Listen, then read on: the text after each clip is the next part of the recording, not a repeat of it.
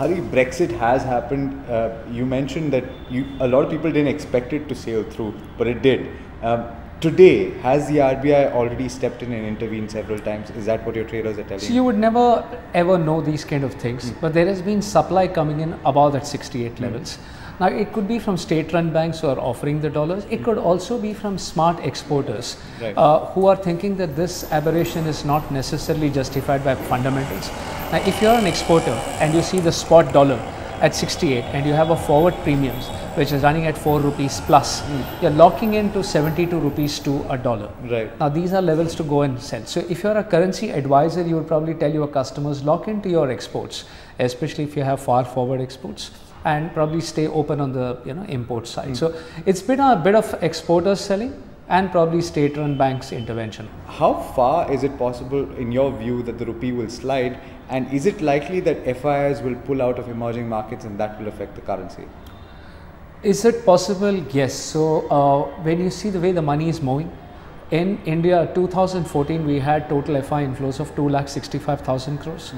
2015 we had 65,000 crores. This year to date, it's only 4,000 crores. So already the FIs have been pumping money into India in a lesser way. They've been selling on the debt, they've been buying on the equity, but net is only 5,000 crores. This kind of an event is going to take its toll on the stock markets and make all governments pump money in and loosen the monetary policy, stoking inflation in the process. High possibility that the FIs may back off. Within the EM space, I suspect we will suffer the least because we are still a 7% plus growth economy, which is not the case with the others. But you are going to generally see a risk off situation and money going into dollar index, money going into gold.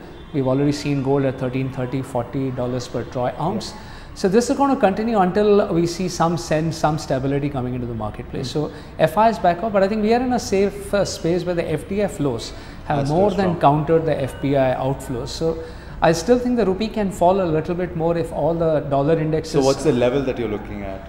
See, left to itself, I think the rupee will stabilize at 68, give or take. But if the dollar index were to start going towards the 100 level, which it did a few months back, it will be inevitable that you will see the rupee falling. But ironically, what people are saying is that Yellen, the Fed chair, had clearly alluded to Brexit being a very definitive kind of risk to her interest rate hike policy. Right. So now that it's happened, she's going to hold back. If she holds back, I think after the initial emotions are done, you will see people saying that this is actually good from a global liquidity standpoint of view.